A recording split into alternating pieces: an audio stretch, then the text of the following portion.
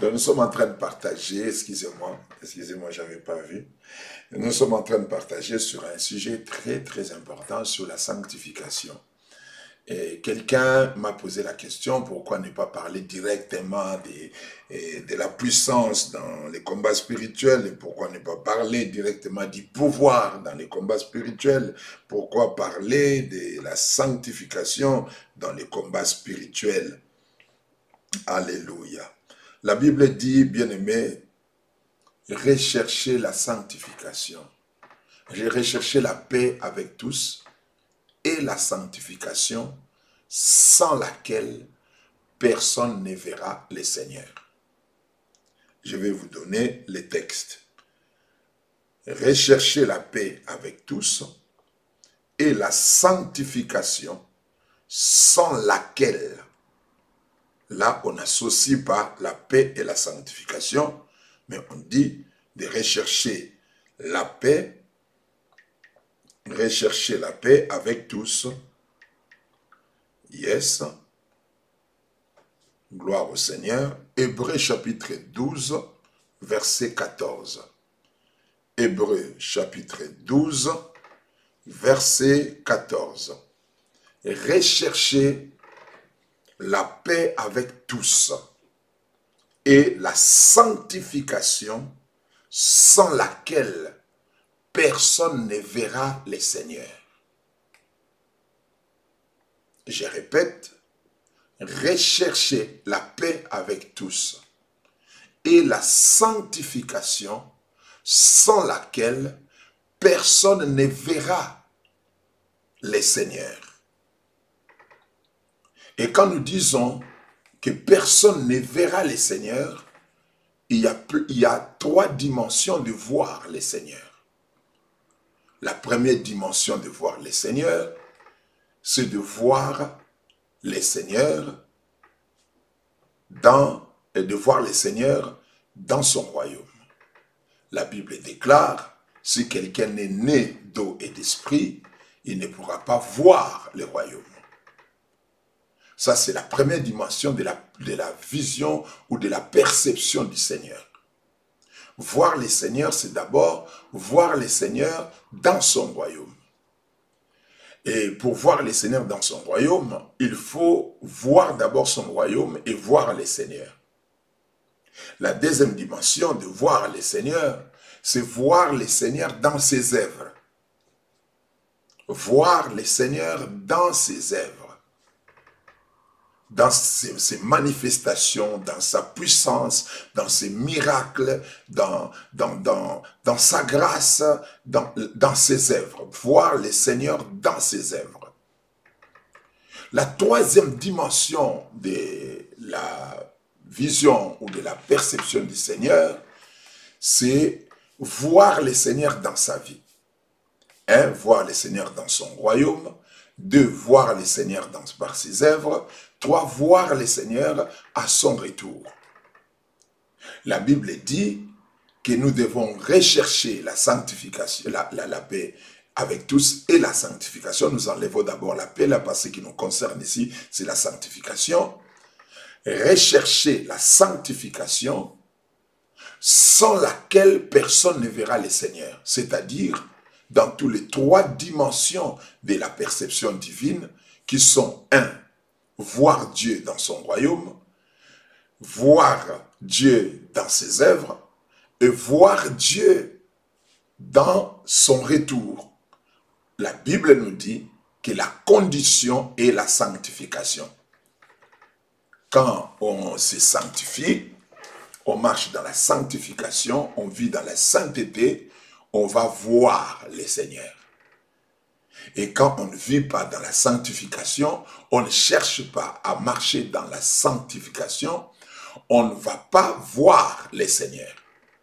En d'autres termes, et si je vais contempler le Seigneur dans ma vie, je vais voir les œuvres de Dieu dans ma vie, je dois me sanctifier. C'est la clé pour moi de voir le Seigneur dans son royaume. Vous devez savoir que voir et être avec Dieu sont des choses qui semblent se différer. Au fait, ce n'est pas vraiment des choses différentes. Si quelqu'un voit Dieu, c'est qu'il est avec Dieu.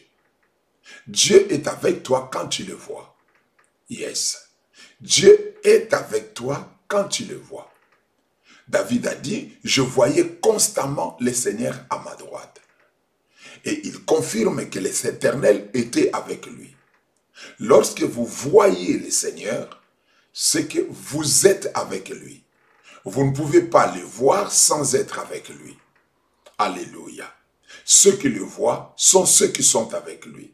Et quand la Bible dit, recherchez la sanctification, sans laquelle personne ne verra le Seigneur, cela veut dire rechercher la sanctification sans laquelle personne ne sera avec Dieu, sans laquelle personne ne marchera avec Dieu, sans laquelle personne ne vivra Dieu.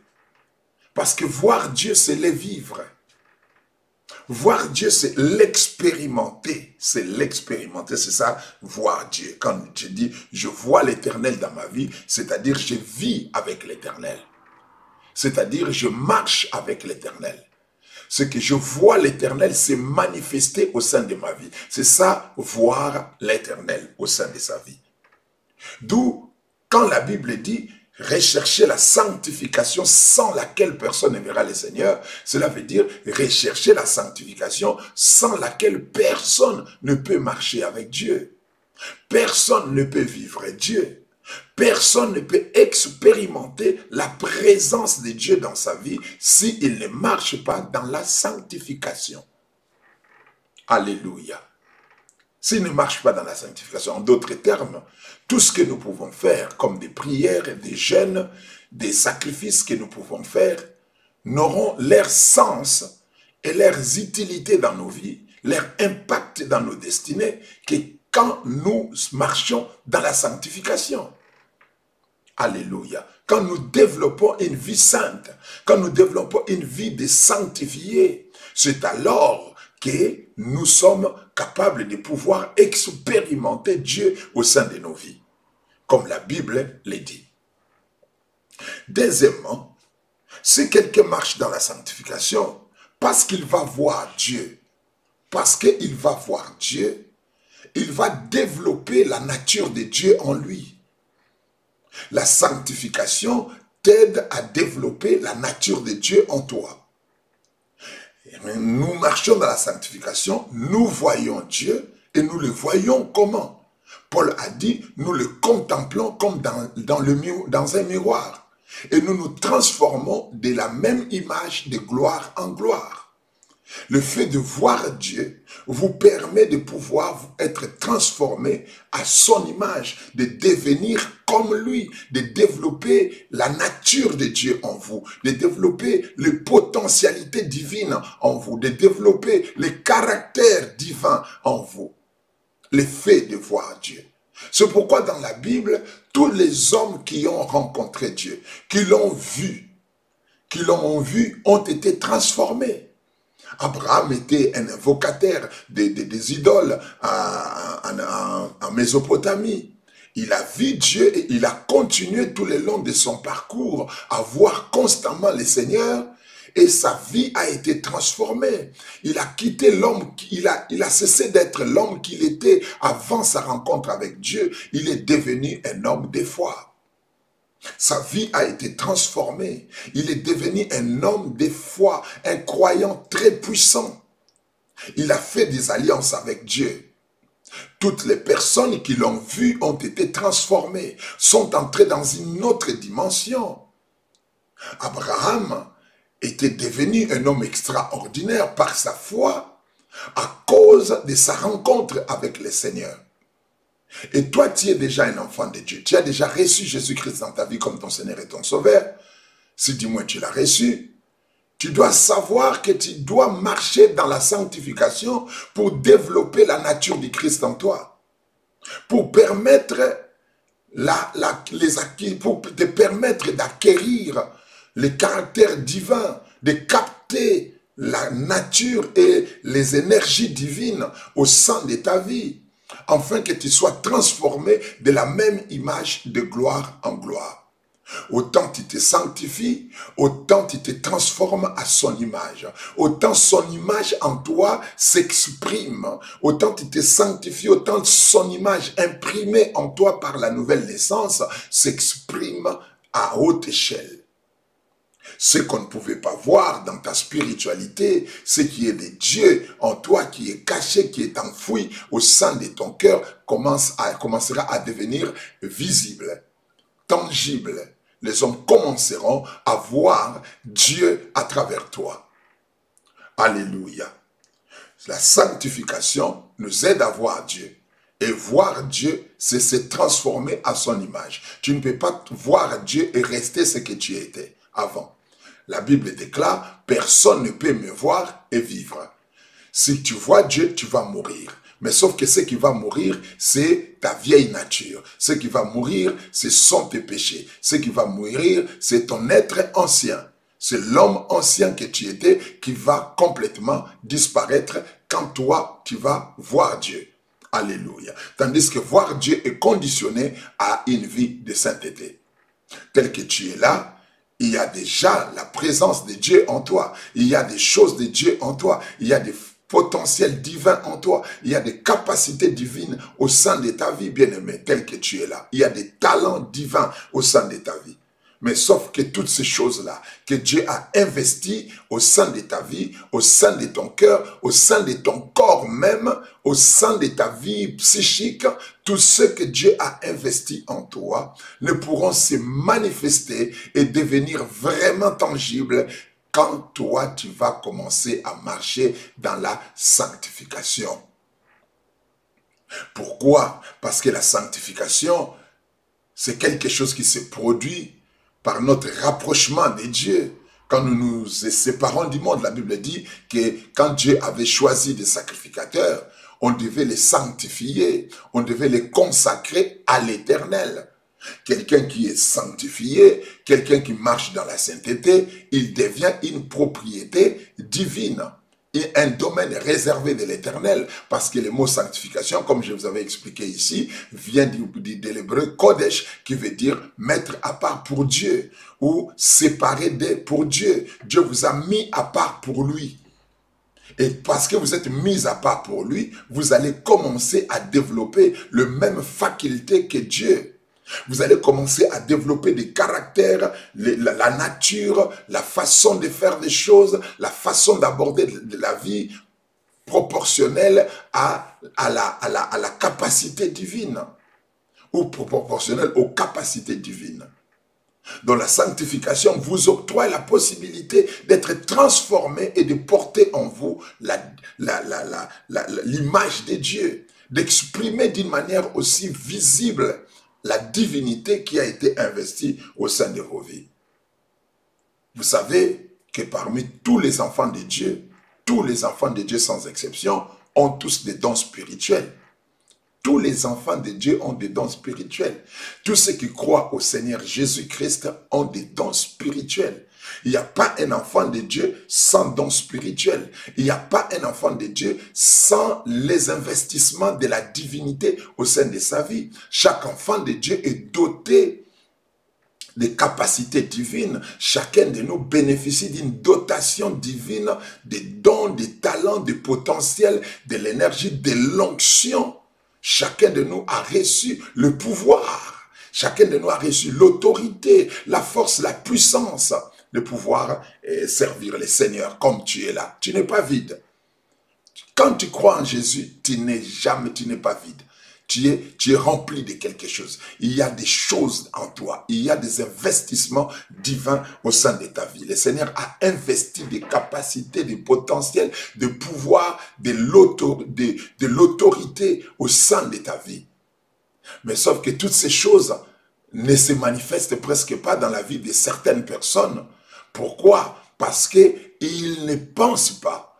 Ils ne pensent pas à ce que nous sommes en train de dire. Ils ne pensent pas vivre en conformité de ce que nous sommes en train d'enseigner ici.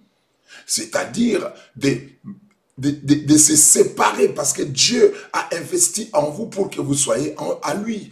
Il vous a délivré pour que vous soyez à lui. Il vous a délivré pour que vous soyez les moyens de son expression dans le monde. Mais cette possibilité-là de manifester, de tangibiliser la divinité au sein de votre vie n'est possible que par la sanctification.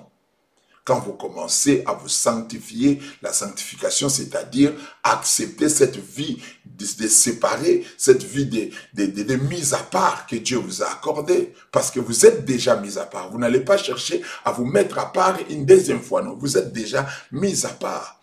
Le problème est que vous ne marchez pas dans la voie et la voie de la sanctification que le Seigneur a tracée pour vous. Dieu vous a déjà séparé du monde, mais vous devez continuer à marcher comme étant des séparés du monde, des gens qui ne sont pas dans le monde, qui sont hors du monde. Vous devez continuer à croire en cette séparation que Dieu a créée entre vous et le monde, entre vous et les péchés, entre vous et les diables, entre vous et les choses de ce monde. Un véritable fils de Dieu ne marche pas en conformité du monde. L'apôtre Paul a dit, ne vous conformez pas au siècle présent, mais soyez transformés par le renouvellement de l'intelligence. Nous sommes tous appelés, en tant qu'enfants de Dieu, à marcher en marge des rudiments de ce monde, en marge de tout ce que le monde propose. Alléluia. C'est pour cela que la sanctification est importante.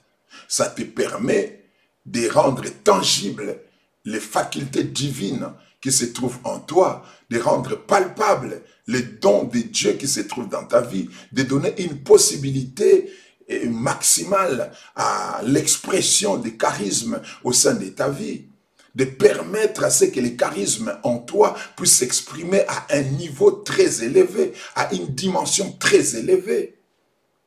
Alléluia.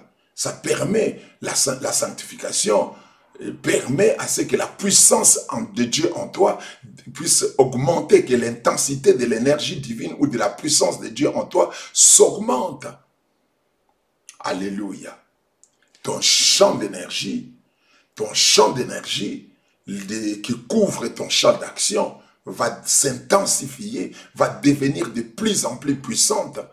Puissant plutôt.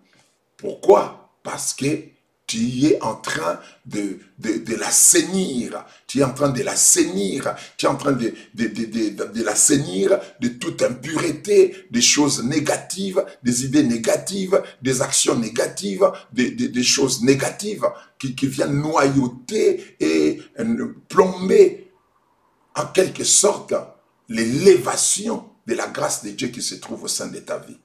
C'est pour cela que le Seigneur te demande de marcher dans la sanctification. Décide-toi, bien-aimé, là où tu es en te disant que Dieu me veut dans d'autres hauteurs. Dieu me veut dans des dimensions élevées. Dieu me veut dans une autre dimension, dans des hauteurs les plus élevées. Le Seigneur me veut dans l'élévation. Il me veut dans la gloire. Il me veut haut. Dieu ne me veut pas là, en train de patauger dans les péchés de tout le monde. Le Seigneur me veut différent. Dieu te veut différent. Les chrétiens aiment bien les textes de la Bible qui dit « Vous verrez désormais la différence entre ceux qui me servent et ceux qui ne me servent pas. » Les gens voient ça seulement dans les domaines matériels, que la différence, ce sera la différence dans la richesse, la différence dans la gloire, la différence dans l'élévation, la différence dans l'opulence. Alors que Dieu parle de la différence d'abord dans les caractères, la différence dans la morale, dans la moralité, la différence dans la façon d'aimer Dieu, de servir Dieu, la différence dans la façon de craindre Dieu, la différence dans la façon d'exprimer l'amour de Dieu, de manifester la puissance de Dieu. La différence se trouve d'abord là. Alléluia. C'est ce que chacun de nous doit comprendre. Vous savez, le Seigneur Jésus-Christ était venu sur la terre, lui-même comme étant la trône de tous les fils de Dieu, c'est-à-dire le prémisse de la race des enfants de Dieu dans le monde. Mais quelle était sa différence avec les gens de son époque? Parce qu'il était saint, il y avait une différence entre Jésus et les gens de son époque. Et la différence se trouvait où? un dans la moralité, parce que Jésus-Christ ne commettait pas de péché. Il vivait dans la crainte de son Père. Il marchait en faisant la volonté de son Père. Il était dans l'obéissance. Il obéissait à son Père jusqu'à la mort de la croix. Il n'a pas cédé un instant à la pression du diable. C'est ça d'abord la différence entre Jésus-Christ et les gens de son époque. C'était d'abord une différence dans sa moralité, la différence dans sa loyauté à l'égard de son Père, la différence dans son obéissance, la différence dans sa discipline spirituelle. La différence était d'abord à ce niveau. Et à part cette dimension de différence, Jésus-Christ s'est distingué dans sa façon de manifester la puissance de Dieu. Par son discours d'abord, un discours très sage, très puissant, qui ont traversé des siècles jusqu'à aujourd'hui. C'est comme s'il les avait dit hier. Le message de Jésus-Christ reste authentique jusqu'à aujourd'hui, comme s'il les avait prêchés il y a des jours passés. Alléluia. Il s'est distingué dans les œuvres, des signes, de prodiges et de miracles qui l'accompagnaient. Et tout cela, c'est les œuvres de sa consécration. Ce sont le produit de sa consécration à son Père. Il pouvait beau être fils de Dieu, mais s'il ne marchait pas dans la sanctification, s'il ne marchait pas dans la sainteté en exprimant cette sainteté par son obéissance, s'il n'avait pas vécu dans cette démarcation d'être différent des gens de son époque, il n'allait pas expérimenter la puissance de Dieu au niveau dont il avait expérimenté. Il n'allait pas aussi manifester la puissance de Dieu à la même dimension. C'est pour cela que toi qui es appelé à être disciple de Jésus, tu dois marcher sur les traces de Jésus. L'apôtre Paul a dit, soyez mes imitateurs comme moi je suis l'imitateur du Christ. Et le Christ a vécu sur cette terre dans l'obéissance, dans la crainte de Dieu, en faisant la volonté de son Père. Et un chrétien qui vit dans ces temps doit comprendre ces choses. Les règles n'ont pas changé, les normes divines n'ont pas changé. Les lois de Dieu restent les mêmes. Jésus est venu nous montrer les modèles d'un bon disciple, les modèles d'un fils de Dieu, comme je dis ici, la trouma, les prémices de la race des enfants de Dieu. Il est venu nous montrer la voie de comment nous devons fonctionner avec notre Père. Et tel que tu es là, bien-aimé, tu dois savoir que tu es appelé à te séparer, à être différent. À être différent. Et cette différence, ce n'est pas dans les domaines matériels. Parce que il y a des gens qui craignent Dieu sur la terre. Hein. Il y a beaucoup des enfants de Dieu qui craignent Dieu sur la terre. Mais l'homme le plus riche de la terre n'est pas un chrétien. Ce n'est pas un chrétien. Ce n'est pas quelqu'un de né de nouveau. D'où cette différence-là n'est pas au niveau matériel. Ce n'est pas au niveau des finances. Bien que Dieu sait que nous avons besoin des finances, Dieu sait que tu as besoin d'argent, Dieu sait que tu as besoin d'une maison, Dieu sait que tu as besoin d'une voiture, tu as besoin d'accorder à tes enfants une bonne qualité de vie, tu as besoin de ça. Et Dieu pourvoit à tes besoins selon sa richesse avec gloire en Jésus-Christ. Il te donne ce dont tu as besoin pour subvenir à tes propres besoins. Mais, sauf que la différence entre nous et les gens de ce monde est une différence de la moralité. Une différence dans la moralité. C'est-à-dire, nous sommes capables de ne pas faire ce qui les assujettissent. Nous sommes capables de désobéir à ceux qui les soumettent à la puissance du péché. Nous sommes capables de dire non au diable alors que le monde entier se soumet au diable. Nous sommes capables de dire aux démons non alors que les hommes sont soumis à la puissance des démons. Nous sommes capables de dire non au péché alors que beaucoup des hommes sur la terre vivent sous la puissance du péché. Nous sommes capables de dire non à la malédiction, non aux envoûtements, non aux œuvres des ténèbres parce que nous avons Dieu en nous et nous marchons dans la sainteté. Alléluia. C'est ça la différence. Nous vivons dans un même monde, mais tous n'ont pas les pouvoirs. Tous ceux qui vivent sur la terre n'ont pas les pouvoirs de dire non au diable, n'ont pas les pouvoirs de dire non au péché, n'ont pas les pouvoirs de dire non à l'iniquité, n'ont pas les pouvoirs de dire non aux tentations. Nous marchons sur les traces de notre maître Yehoshua HaMashiach. Nous faisons sa volonté. Nous marchons selon les normes exigées par la loi du Christ.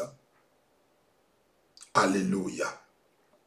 C'est pour cela que la sanctification est importante dans les combats spirituels, parce que ça te donne le potentiel, ça rend tangible le potentiel divin au sein de ta vie. Ça rend visible, ça accorde une possibilité maximale de la manifestation de la puissance de Dieu au sein de ta vie. Nous avons tous la puissance de Dieu.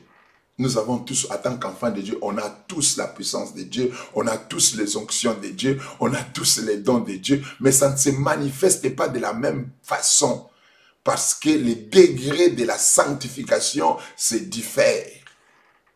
Parce que nous ne travaillons pas tous dans la même dimension de la sanctification, nous ne nous consacrons pas tous à Dieu de la même façon. La consécration et la possibilité que Dieu nous a donnée de créer la différence. De créer la différence, c'est la sainteté. Ça t'aide à créer la différence. Quand tu vas commencer à te sanctifier, à marcher dans la sainteté, tu vas laisser les choses de Dieu, la couverture divine, la présence de Dieu en toi s'exprimer et t'aider dans le combat spirituel. Pourquoi est-ce que c'est important de développer les divins en toi? Parce que le diable ne craint pas nos prières. Le diable ne craint pas nos prières. Il ne craint pas nos jeûnes, il ne craint pas nos sacrifices. Ce que le diable craint, c'est notre relation avec Dieu. C'est ce qui fait peur au diable. Quand quelqu'un qui craint Dieu prie, c'est alors que sa prière devient dangereuse pour le diable. Quand quelqu'un de saint, un saint de Dieu prie, c'est alors que sa prière devient le feu contre le diable. C'est alors que ses prières détruisent les œuvres du diable. Quand quelqu'un qui marche dans la sainteté s'agenouille pour invoquer le nom de l'Éternel, c'est alors que le diable a peur. Mais si quelqu'un qui ne marche pas dans la crainte de Dieu, qui ne marche pas dans la sainteté, prie, ça ne dérange pas le diable. Le diable trouve que c'est une possibilité pour lui de distraire cette personne, de lui faire croire que non, tout va bien dans sa spiritualité. Écoute-moi très bien, la sainteté associée avec une vie de prière rend ta vie spirituelle extraordinaire. Une vie de prière associée avec une vie de sainteté fait de toi un Dieu qui prie. Fait de toi un Dieu qui prie. Une vie de jeûne, de sacrifice associée avec une vie de sanctification fait de toi un grand esprit, un puissant esprit dans le monde. Une vie de sacrifice, des offrandes, tout ça mélangé avec une vraie vie de la sanctification, ça fait de toi une personne extraordinaire. C'est pourquoi je vous exhorte et je vous enseigne à comprendre l'importance de la sanctification dans votre combat spirituel. Je vais vous dire quelque chose. Qu'est-ce qui fait qu'une personne prie beaucoup, mais malgré ses grosses prières, il se retrouve toujours avec des femmes de nuit, des maris de nuit, bien qu'il prie beaucoup. Le problème, ce n'est pas que tu n'as pas prié, non. Ou soit Dieu n'a pas entendu tes prières, non. Dieu a entendu tes prières, mais sauf que toi, tu es encore dans la même zone que le diable. C'est-à-dire, tu es dans la zone qui est encore contrôlée par les mauvais esprits. Tu n'es pas encore mis à part. Tu n'as pas accepté d'aller là où Dieu veut que tu ailles. Tu n'as pas accepté la séparation, tu n'as pas accepté d'aller ailleurs. Parce que la sanctification, c'est mettre à part, éloigner des, séparer des. Dieu t'éloigne de l'endroit où l'autorité du diable est impactante. de l'endroit influencé par l'autorité de Satan. Dieu t'éloigne de ça. C'est ça ce qu'on appelle la sanctification. Tu t'éloignes des zones, des territoires qui sont dominés par le mauvais esprit. Les territoires sur lesquels dominent les forces des ténèbres. Dieu te met à part, il t'éloigne de ces territoires. Il te rend intouchable, il t'amène à son niveau, il te place là où lui-même est, comme Paul l'a dit, que nous sommes morts et ressuscités avec Jésus et nous sommes assis avec lui à la droite de la majesté divine. Nous sommes entrés dans la dimension de sa sainteté, nous sommes entrés dans la dimension de sa consécration. Alléluia. Et là, quand tu fais le combat spirituel, dans la sanctification, tu fais le combat spirituel en obéissant aux normes de la sainteté, tes prières deviennent des bombes dans le monde des ténèbres. Tes déclarations deviennent très très puissantes et très efficaces. Et le diable va avoir peur de toi. Parce qu'il va voir Dieu se manifester en toi. Il va voir Dieu s'exprimer à travers toi. Au nom de Jésus-Christ. Je prie que ces messages puissent te toucher. Que ces messages puissent trouver une place dans ton cœur. Que ces messages puissent t'impacter et t'influencer. Et t'aider à servir Dieu autrement. À vivre Dieu autrement. À vivre le Saint-Esprit autrement. À avoir une vie de prière différente, une vie de prière particulière, une vie de prière spéciale. Alléluia. Sanctifie-toi. Nous avons donné les textes de Josué chapitre 3, où Josué dit aux enfants d'Israël, sanctifiez-vous, car demain le Seigneur fera des prodiges. Parce que demain l'Éternel fera des prodiges. C'est-à-dire pour expérimenter des miracles dans tes combats spirituels. Le miracle de victoire, le miracle d'autorité, le miracle de voir les démons s'éloigner de ta vie, la sorcellerie s'éloigner de toi, la puissance des ténèbres s'éloigner de toi, les forces de l'enfer s'éloigner de toi. Sanctifie-toi.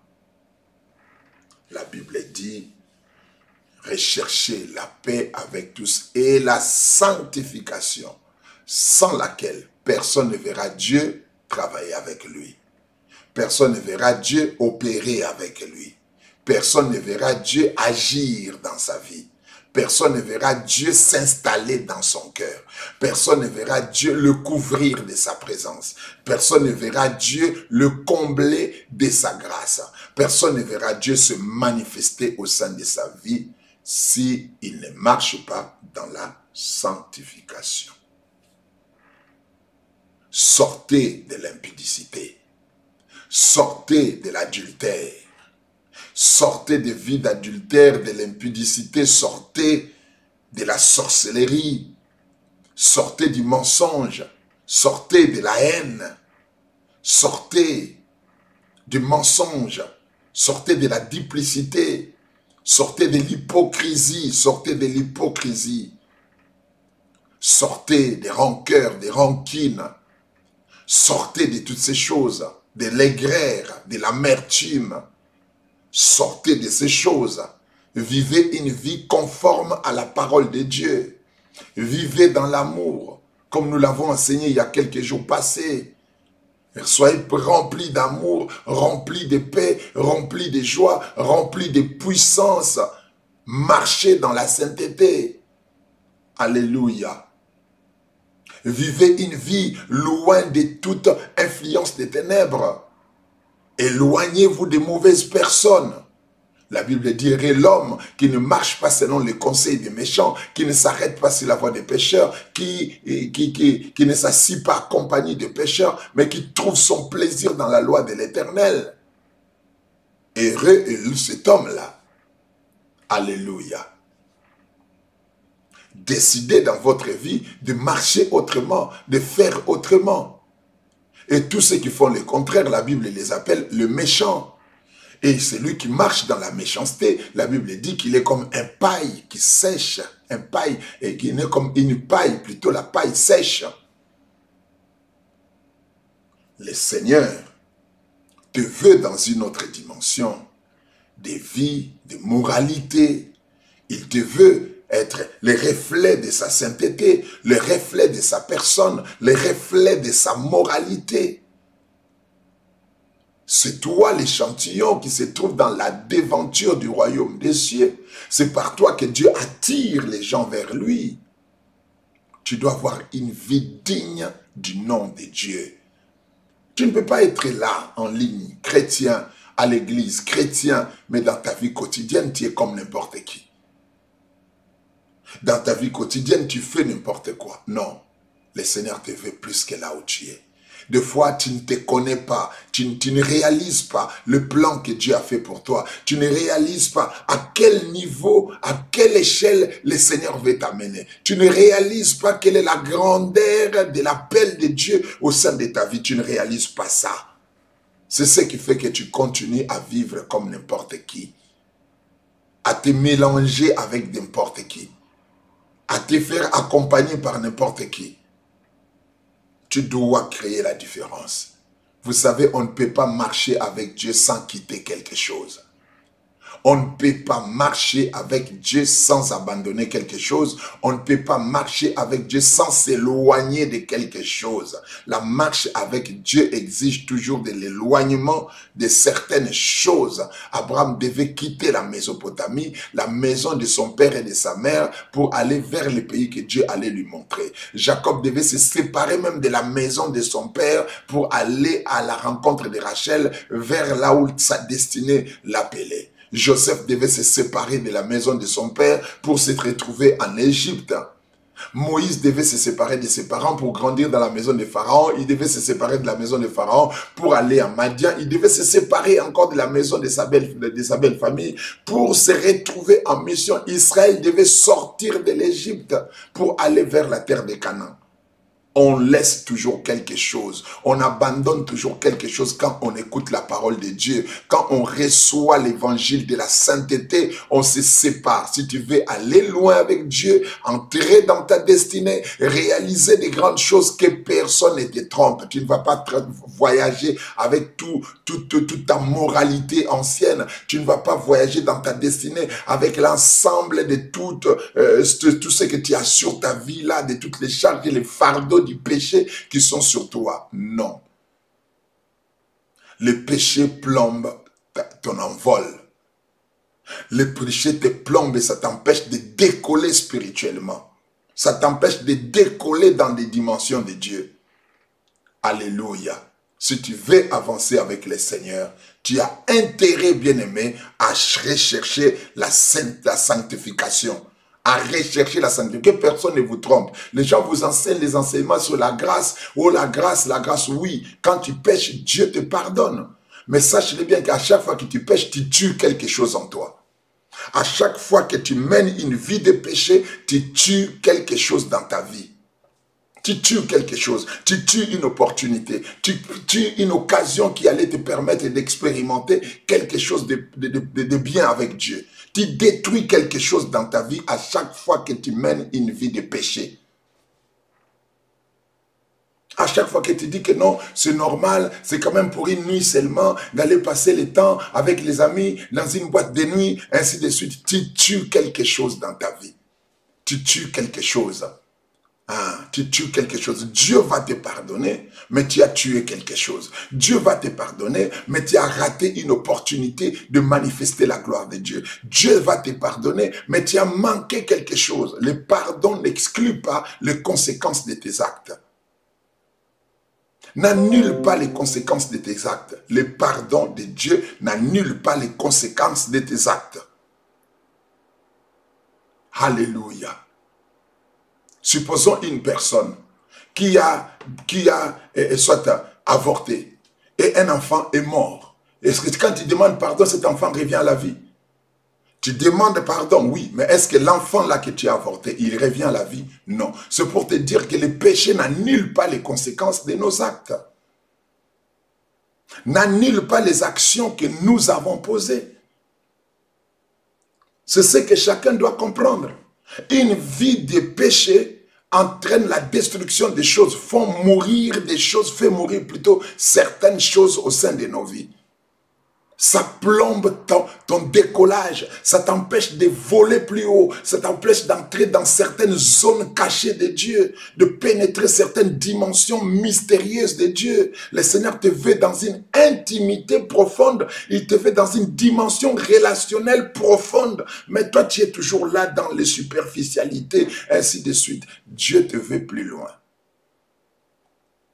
Il faut que tu te sanctifies, tu marches dans la sanctification. Rechercher la paix avec tous et la sanctification sans laquelle personne ne verra le Seigneur. Je vais vous lire un verset avant de clôturer les messages de ce soir. Gloire au Seigneur. Là où tu es, tu acclames le Seigneur. Envoie-moi un like. Envoie-moi un like. Dieu te parle parce qu'il t'aime. Dieu te parle parce qu'il veut t'amener plus loin. Dieu te parle parce qu'il veut que tu voles maintenant. Il veut que tu montes. Il veut que tu ailles plus haut et que tu atteignes les dimensions là où il t'attend. Gloire au Seigneur. Nous sommes dans le livre d'Hébreux, chapitre 12. Alléluia. Écoutez ce que la Bible dit dans le livre d'Hébreux, chapitre 12, verset 1 jusqu'au verset 2. Écoutez ce que la Bible déclare. Nous donc aussi, puisque nous sommes entourés d'une si grande nuée de témoins, rejetons tout fardeau et les péchés qui nous enveloppent si facilement. Ça, ce n'est pas l'Ancien Testament. C'est le Nouveau Testament. C'est la Nouvelle Alliance. La Bible dit, nous donc aussi, puisque nous sommes entourés d'une si grande nuée de témoins, rejetons tout fardeau et le péché qui nous enveloppe si facilement et courons avec persévérance l'épreuve ou la carrière qui nous est proposée ou qui nous est ouverte. Dieu a ouvert une carrière, il a ouvert une voie devant toi dans laquelle tu dois courir, mais tu ne peux pas courir avec les fardeaux du péché. Avec les fardeaux du péché, tu ne dois pas courir, tu ne peux pas courir avec ça. Tu dois déposer ça et courir avec Dieu. Parce que tu as été sauvé pour la liberté.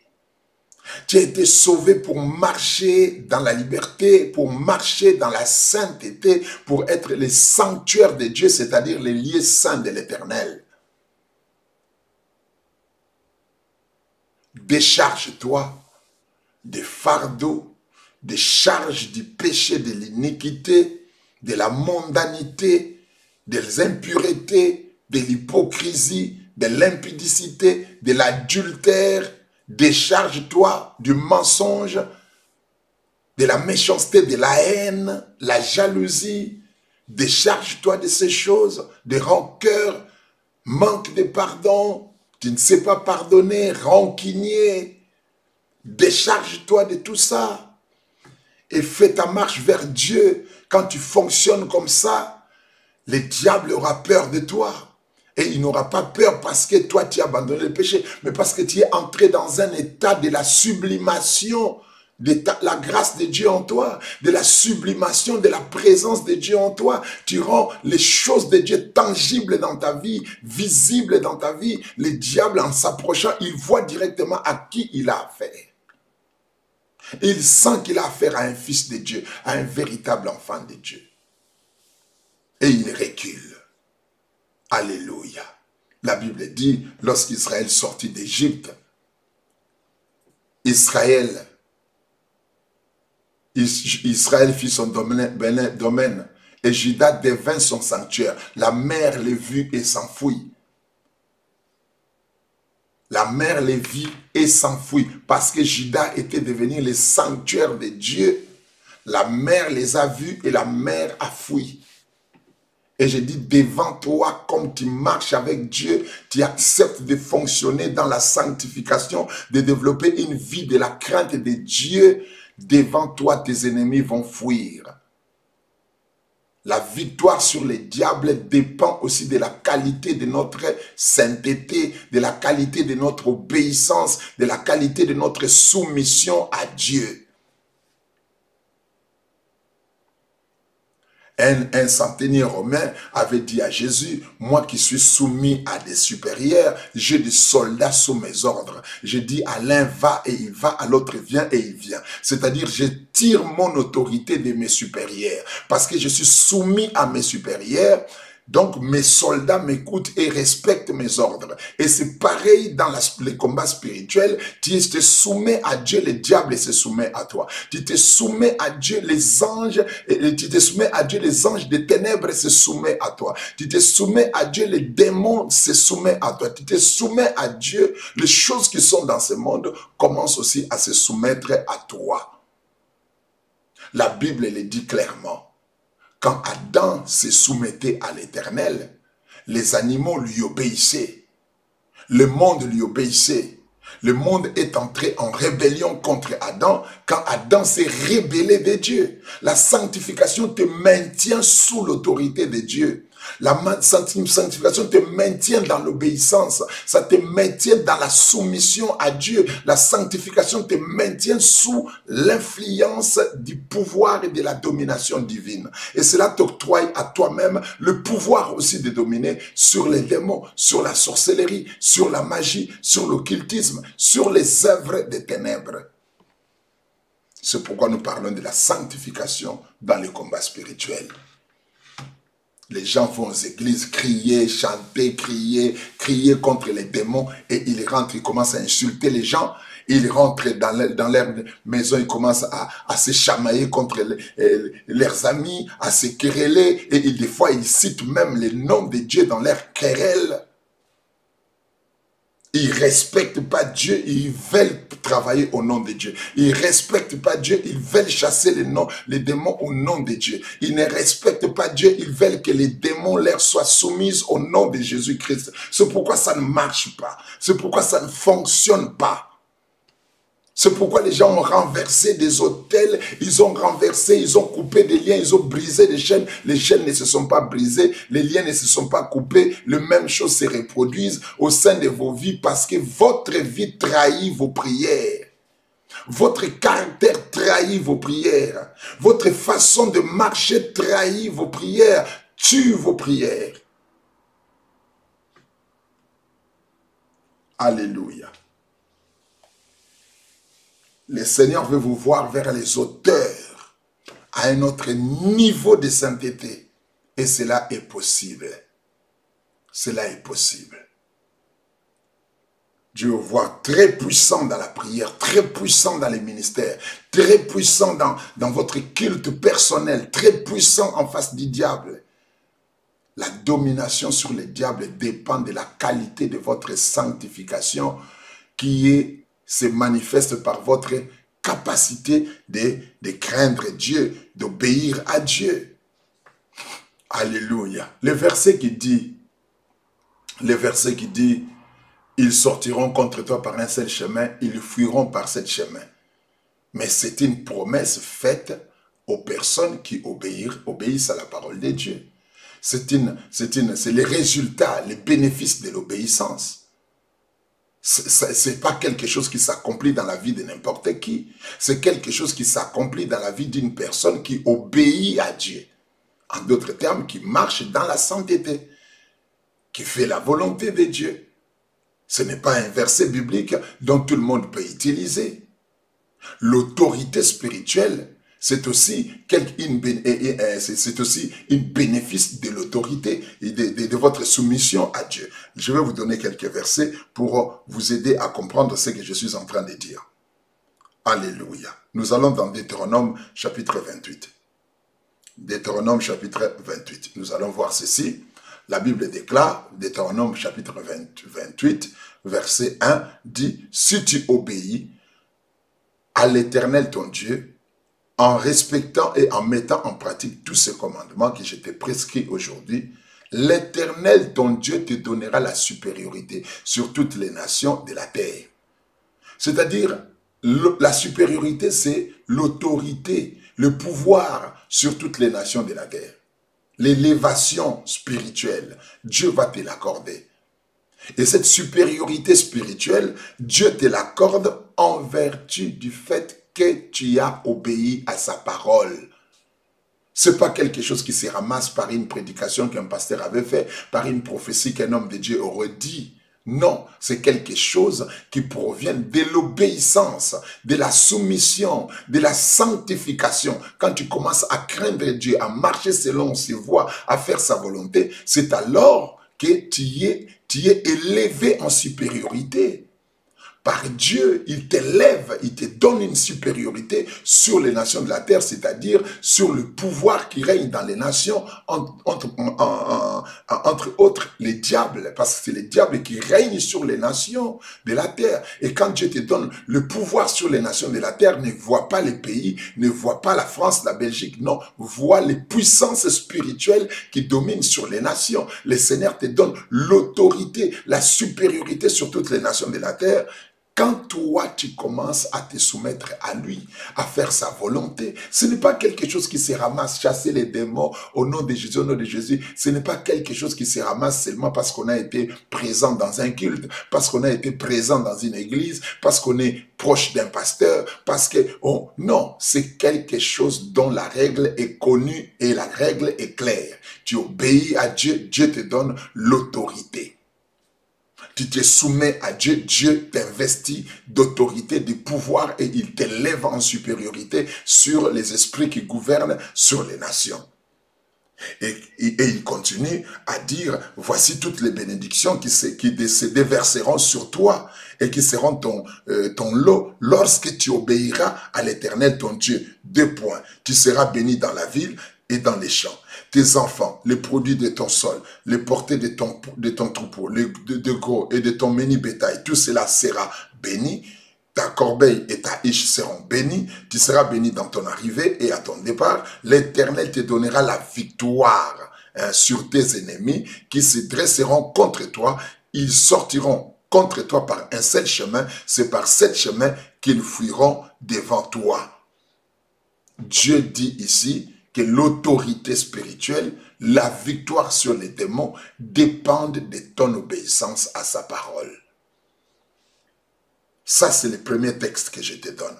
Le deuxième texte que je vais te donner, c'est dans Psaume chapitre 110. Psaume 110, verset 1. Psaume 110, verset 1. Alléluia. Écoute-moi très bien. Psaume 110, verset 1 dit ceci. L'Éternel a déclaré à mon Seigneur, dont le Seigneur dit à mon Seigneur, assieds-toi à ma droite jusqu'à ce que je fasse de tes ennemis ton marchepied.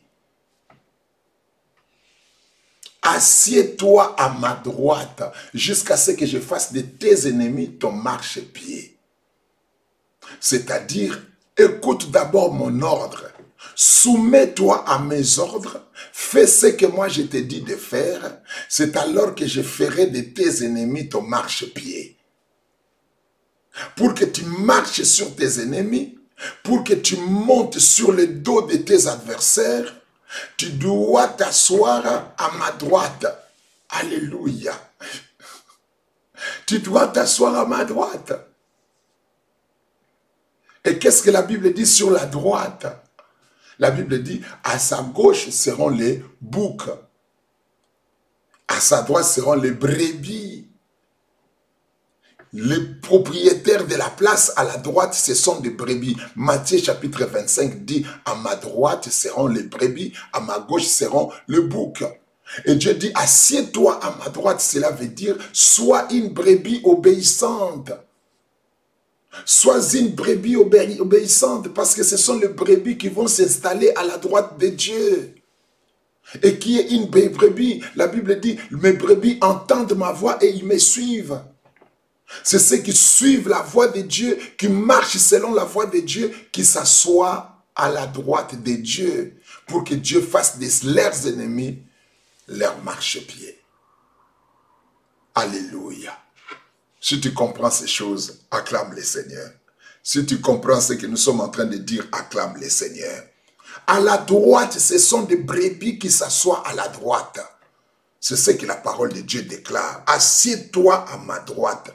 Et qui s'assoit à la droite, Matthieu 25 dit ceci, que ce sont des brebis qui seront à la droite de Dieu. Et qui seront là des brebis. Et qui sont des brebis? Les brebis sont ceux qui entendent sa voix et les suivent. Et qui connaissent sa voix et les suivent. C'est-à-dire ceux qui marchent dans les chemins de l'obéissance. En d'autres termes, ceux qui se sanctifient. Ceux qui se sanctifient, ce sont eux qui s'assoient à la droite de Dieu. Et c'est à eux que Dieu a dit, je ferai de tes ennemis ton marchepied. Il n'y a pas d'autorité, pas de victoire sur les diables dans les péchés. Il n'y a pas d'autorité ni de victoire sur les diables dans la désobéissance de la parole de Dieu. Il n'y a pas d'autorité ni de victoire sur les démons dans la désobéissance de la parole de Dieu, dans l'insoumission, dans la marche dans les péchés. Non. Quand vous n'obéissez pas à Dieu, ne vous attendez pas à vivre la victoire du Christ dans votre vie. Ne vous attendez pas à expérimenter la victoire sur les démons, sur la magie, sur l'occultisme et sur la sorcellerie. Jamais. Vous n'aurez jamais la victoire dans les péchés. Vous ne pouvez pas être dans les péchés et vous attendre à gagner des batailles à côté de Dieu. Vous ne devez pas penser que le Seigneur va vous donner la victoire même quand vous ne vivez pas en conformité de sa parole, même quand vous ne respectez pas sa parole, même quand vous ne faites pas ce que Dieu vous dit de faire. Ne vous imaginez pas que vous allez vivre la gloire de Dieu comme ça dans votre vie spirituelle. Non. N'allez pas seulement participer au renverser les autels et tout ça dans la désobéissance. Vous renversez les autels de vos démons dans la désobéissance, mais aucun autel ne sera renversé par quelqu'un qui ne vit pas dans la sanctification, qui ne vit pas dans l'obéissance, qui ne respecte pas les normes de sa relation avec Dieu. Tu es rebelle à l'égard de Dieu, tu es comme les diables. Quand tu te rebelles de Dieu dans ton comportement, dans tes attitudes, dans ta façon de faire les choses, tu es rebelle à la parole de Dieu, tu n'es pas différent des démons. Vous êtes dans la même catégorie. Vous surfez sur le même vague. Vous êtes dans la même acabit. Vous êtes de la même classe que les mauvais esprits. Alléluia. Le Seigneur te veut sur les hauteurs. Le Seigneur te veut au-dessus. Le Seigneur te fait élever en esprit. Il te fait puissant vers les hauteurs. Et cela n'est possible que par l'obéissance. Par l'obéissance qui est l'expression de la sanctification.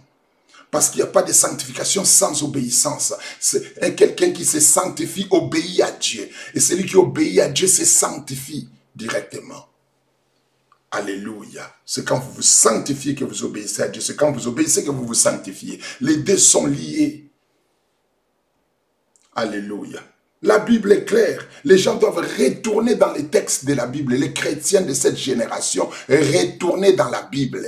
N'écoutez pas seulement ce que les gens vous disent. N'écoutez pas seulement ce que les pasteurs vous disent, les prophètes vous disent. Oh non, je vois, tu es élevé, tu es béni, tu es tout ça. Toi-même, tu es conscient que tu vis dans les péchés. Toi-même, tu es conscient que tu vis dans la désobéissance. Toi-même, tu es conscient que tu as un cœur obscur. Tu vis dans l'obscurité, mais tu acceptes quand même une prophétie qui te dit que Dieu va t'élever. Mais c'est contraire à la parole de Dieu, parce que la parole de Dieu est claire. Là, quelqu'un qui te dit, Dieu t'a donné la victoire sur tes ennemis. Je te voyais dominer sur tes adversaires, alors que toi-même tu sais que tu vis en rébellion contre Dieu. Tu vis en rébellion contre Dieu.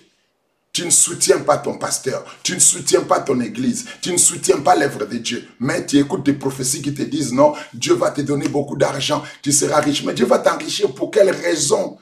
Pour quelle raison Dieu va te rendre riche? Parce que toi, tu n'aides même pas les pauvres, le malheureux, tu ne les aides pas. Les gens qui souffrent, tu ne t'occupes même pas d'eux. Tout ce qui te concerne, c'est ta propre vie. Et tu penses que c'est comme ça que le Seigneur va t'élever financièrement. Non, si tu auras des finances, ça ne viendra pas de Dieu, ça viendra d'une autre source. Ça ne sera pas Dieu. Ça ne sera pas Dieu. Retournons dans les Écritures, retournons dans la parole de Dieu, parce que c'est la parole de Dieu qui est la source de toutes les bénédictions. toutes les bénédictions tirent leur source de la parole de Dieu. C'est là que se trouve le fondement de toute élévation, le fondement de notre autorité, le fondement de notre pouvoir, le fondement de notre élévation se trouve dans la parole de Dieu. Alléluia. Alléluia. Alléluia. Quand Dieu te dit et que tu vis dans le péché, Dieu te dit, je te donnerai la victoire. Ne te réjouis pas directement. Cherche comment est-ce que Dieu donne la victoire aux gens.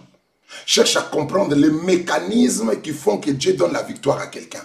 Quand Dieu te dit, on dit à un enfant, tu deviendras avocat. On te dit, toi tu seras avocat.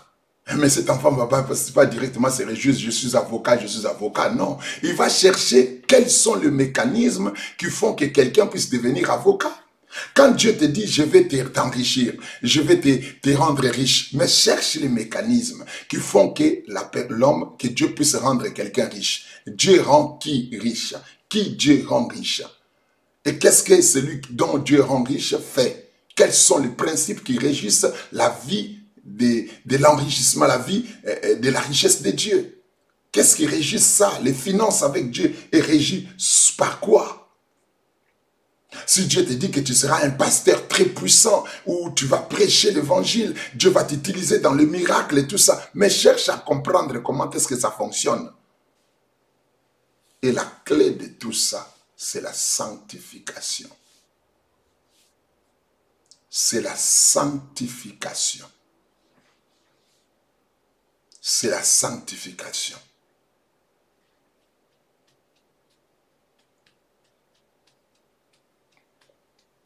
C'est la sanctification. Je prie que le Seigneur t'aide. Je prie que le Seigneur t'aide à comprendre ces messages. Je ne sais pas pourquoi est-ce que Dieu revient et revient avec ces messages. Autant de fois, il revient avec ça. Je sens tous les jours dans mon cœur que je dois parler de ça. Je dois parler de ça. Je sais dans mon esprit que Dieu ne parle pas en vain. Il y a une personne qui est là en train de me suivre, une personne dans laquelle Dieu est en train de faire un travail. Dieu est en train de faire un travail dans le cœur d'une personne. Il veut que la personne puisse vraiment s'éloigner complètement du péché. Il y a aussi une autre personne qui est en train de se sanctifier, qui est en train de marcher dans l'obéissance, dont Dieu est en train de fortifier, de lui dire que je t'ai rendu puissant, je t'ai rendu fort.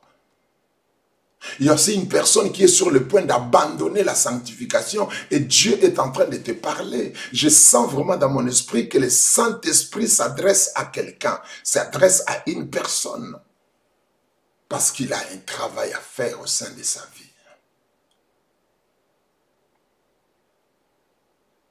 Ma prière ce soir est que si tu étais tombé, relève-toi. Si tu étais tombé dans les péchés et que tu n'arrivais pas à remettre ta vie en ordre, je prie que le Seigneur t'accorde sa grâce. Je prie que le Seigneur t'accorde ta grâce. Mais la grâce ne vient pas comme ça, le pardon ne vient pas comme ça. Le pardon est toujours précédé par une attitude de regret, de la repentance. Le premier pas dans la sanctification, c'est quand on commence à regretter la vie du péché, quand on commence à haïr la vie du péché, quand on commence à trouver nauséabonde la vie du péché, à trouver désagréable la vie du péché, c'est alors que tu commences à faire le premier pas dans la voie de la sanctification. Le pardon ne vient pas comme ça. Le pardon n'existe pas sans repentance. La Bible déclare que le pardon du péché et la repentance seront prêchés en son nom. Avant que Dieu ne te pardonne, tu dois accepter de te repentir de tes péchés. La Bible dit dans le livre d'Ésaïe, chapitre 55, que le méchant abandonne sa voie et l'homme inique ses pensées. Le méchant abandonne d'abord sa voie et l'homme inique abandonne ses pensées et qu'il retourne à l'Éternel qui ne se lasse de pardonner. Et quand vous retournez comme ça, c'est alors que vous commencez à bénéficier du pardon de Dieu. Il est écrit, si nous confessons nos péchés, il est juste et fidèle pour nous les pardonner. Mais avant la confession, il y a les regrets, la repentance. On regrette d'avoir marché dans le péché, d'avoir vécu dans l'iniquité. J'exhorte quelqu'un ce soir qui trouve toujours des excuses pour ne pas abandonner le péché, pour continuer dans l'impudicité, pour continuer dans l'adultère. Je m'adresse à toi.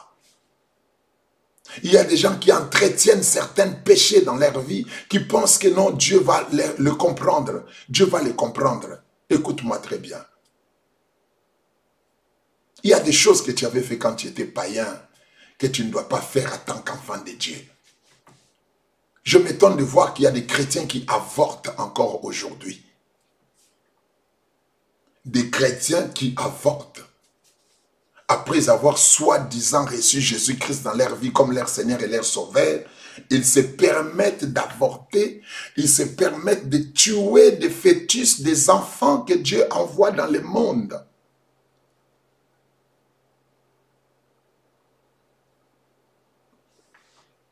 Alléluia. Vous ne devez pas faire ça. Il y a des choses que vous ne devez pas faire. Il y a des choses, c'est encore compréhensible pour une personne qui ne connaît pas Jésus dans sa vie comme son Seigneur et son Sauveur. On peut encore comprendre. Mais toi qui es né de nouveau, qui es un enfant de Dieu, je m'adresse à toi, le Saint-Esprit s'adresse à toi qui m'écoutes là. Avorter en tant qu'enfant de Dieu. Tu peux avoir tes raisons et on ne justifie pas les péchés. On ne justifie pas l'iniquité. On ne justifie pas la désobéissance à Dieu. Ce n'est pas justifiable. Quelqu'un m'avait dit un jour, il ne faut pas condamner les gens parce que vous ne savez pas ce qu'ils ont rencontré dans leur vie. Non, bien-aimé, il y a toujours un choix à faire. Il y a toujours un choix à faire quelque part, de dire non au péché, moi je ne veux plus continuer dans cette vie, je vais obéir à Dieu, je vais voir ce que le Seigneur va faire avec moi. Le péché n'est pas, on ne délaisse pas les péchés seulement parce que c'est facile à les faire. Dieu ne nous dit pas de laisser la vie du péché parce que c'est facile, non. Dieu nous exige d'abandonner le péché parce que chaque péché que tu abandonnes est un pas vers Dieu. C'est un sacrifice que tu fais. Parce qu'il y a des gens qui vivent de leur péché, qui vivent de leur iniquité, qui sont à l'aise avec leur péché. Et le fait de les abandonner, c'est un sacrifice qu'on fait. Bâtis-toi un hôtel, construis-toi un hôtel, et commence à sacrifier chaque péché au sein de ta vie parce que tu as besoin d'avancer. Tu dois aller de l'avant avec Dieu. Tu as trop traîné, Dieu t'attend quelque part pour commencer à faire de grandes choses avec toi. Il t'attend quelque part pour commencer à agir, à travailler à travers toi. Tu as trop traîné. L'heure est arrivée de sacrifier, de placer sur l'autel de ta destinée cette impudicité, ces mensonges, cette sorcellerie, cet esprit de méchanceté, cette haine, cette aigreur, quoi je peux dire? Alléluia. L'heure est arrivée où tu dois placer sur l'autel de ta relation avec Dieu, sur l'autel de ta mission et de ta destinée, toutes ces choses qui sont non conformes, qui sont une façon de rejeter Dieu, qui sont les symboles de l'insoumission dans ta relation avec le Seigneur. Je prie que la grâce du Seigneur soit sur toi. Je prie que ce message te parle. Je prie que ce message te parle. Je prie que ce message te parle. Je prie que cette voix que tu entends, que tu ne puisses pas dire que c'est le docteur Abraham qui a dit, que tu puisses dire que Dieu m'a parlé. Dieu m'a parlé. Alléluia. Pour toi qui marches dans la sainteté, je te dis de continuer. La Bible dit que celui qui se sanctifie davantage. Je prie que Dieu t'accorde la grâce de continuer dans cette voie de la sanctification. Toi qui marches déjà dans la sanctification, continue. Même si tu n'as pas encore vu la gloire de Dieu, même si tu n'as pas encore vu le miracle de Dieu, tu es sur la bonne voie. Tu finiras par voir la gloire de Dieu. Tu finiras par contempler les merveilles de l'Éternel. Parce que la Bible dit, alléluia, heureux ceux qui ont le cœur pur, car ils verront Dieu. Dieu n'a jamais abandonné un juste. Dieu n'a jamais abandonné quelqu'un qui marche dans sa crainte, qui fait sa volonté, qui lui est soumis, qui se soumet à lui, qui fait ce que Dieu lui dit de faire. Le Seigneur n'a jamais abandonné une personne comme ça. Si tu marches dans la sainteté, toi qui es là, qui marches dans la sainteté, je t'encourage de continuer ta marche. Même s'il semble comme si les gens se moquent de toi à cause de ta vie puritaine, de ta vie de sainteté, de ta vie chrétienne, de ta vie de la crainte de Dieu. Continue, continue, tu n'es pas loin de la gloire de Dieu, tu n'es pas loin de vivre le merveille de Dieu dans ta vie. Continue dans cette voie et tu vas palper le merveille de l'Éternel au sein de ta vie. Au nom puissant de Jésus-Christ de Nazareth. Toi qui marchais dans la volonté de Dieu, qui faisais les choses de Dieu et qui commence à se fatiguer, relève-toi et continue ta marche dans la sainteté. Continue ta marche dans la voie de la justice, dans la voie de la crainte de Dieu, dans la voie de l'obéissance, dans la voie de la soumission à Dieu. Continue ta marche. Et toi qui mélanges et la vie avec Dieu et la vie avec les diables, stop, arrête, arrête ça, de jouer à ces jeux-là. Arrête de jouer à ces jeux. Tu ne peux pas mélanger tout le temps le monde et la spiritualité, la spiritualité diabolique. Tu fréquentes, oh my God, oh my God, oh my God. Le Saint-Esprit me dit qu'il y a quelqu'un qui est là, tu dois confesser. Tu dois confesser parce que tu as consulté les astrologues. Tu as consulté les astrologues, tu as consulté les médiums, tu as consulté l'occultisme pour connaître ton avenir, pour savoir qu'est-ce qui se passe dans ta vie. Le Seigneur te veut repentir. Répands-toi, le Seigneur a besoin de toi. Répands-toi et marche avec le Seigneur. La grâce du Seigneur est sur toi. Au nom de Jésus-Christ, gloire au Seigneur. Je m'arrête là. Que la grâce du Seigneur soit sur nous tous. Que la grâce du Seigneur soit sur toi. Que le Seigneur t'accorde la force de marcher avec lui. Toi qui es dans les péchés, que le Seigneur t'aide à prendre conscience de la dangerosité, de l'iniquité, du péché, de la désobéissance, de l'insoumission. Que le Seigneur t'aide à te repentir. Au nom puissant de Jésus-Christ. Que la grâce du Seigneur soit sur toi. Et j'ai ainsi prié. Au nom de Jésus-Christ. Amen. Après ce message, prends un temps seul. Prends un temps seul. Et va prier le Seigneur. Va demander à Dieu sa grâce sur ta vie. Demande à Dieu sa grâce sur toi. Toi qui persévère, qui vit dans la sanctification, demande à Dieu de te donner encore beaucoup plus de force, beaucoup de t'encourager, de te donner beaucoup plus d'énergie. Toi qui étais tombé, relève-toi, répands-toi, car Dieu est encore là, il t'attend et il veut encore marcher avec toi. J'ai ainsi prié au nom de Jésus-Christ. Amen. Cette nuit, et pour toi une nuit de réflexion divine, une nuit de révélation. Le Saint-Esprit me dit que Dieu va parler dans ton cœur. Dieu va parler dans tes visions, dans tes songes. Dieu va te parler. Cette nuit, ton esprit va s'ouvrir et les choses de Dieu vont se manifester dans tes rêves. Le Seigneur va te parler, il va te donner des orientations. Au nom puissant de Jésus-Christ. Dans cette nuit, tu es sécurisé par les saints anges de Dieu. L'Éternel te couvre de ses plumes. Il te couvre de sa présence. Il empêche que le diable ne te touche pas. Au nom de Jésus-Christ. La grâce du Seigneur est sur toi et sur toute ta maison, sur toute ta famille. Reçois la guérison. Toi qui souffres dans ton corps, reçois la guérison ce soir. Reçois la bonne santé. Reçois la guérison dans le nom puissant de Jésus-Christ.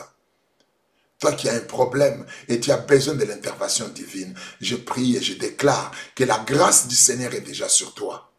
L'Éternel est déjà en train d'ouvrir les portes. Il est en train déjà de travailler sur ta vie, sur ta destinée.